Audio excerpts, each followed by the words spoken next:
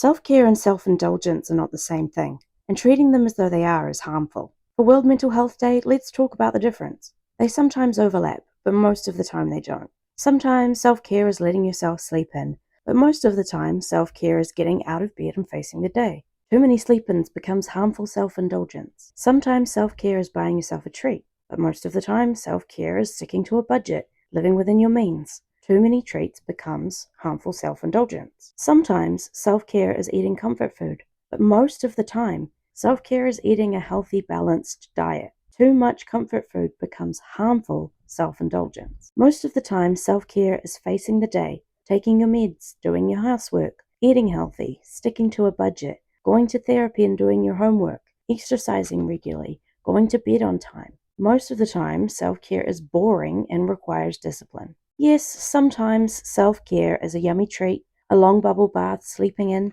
but too much of those indulgences and it ceases to be self-care and it ceases to be healthy. Good mental health requires self-care, but you have to appreciate the balance because taking care of yourself doesn't always feel good in the moment, but it's the only path to a healthy mind.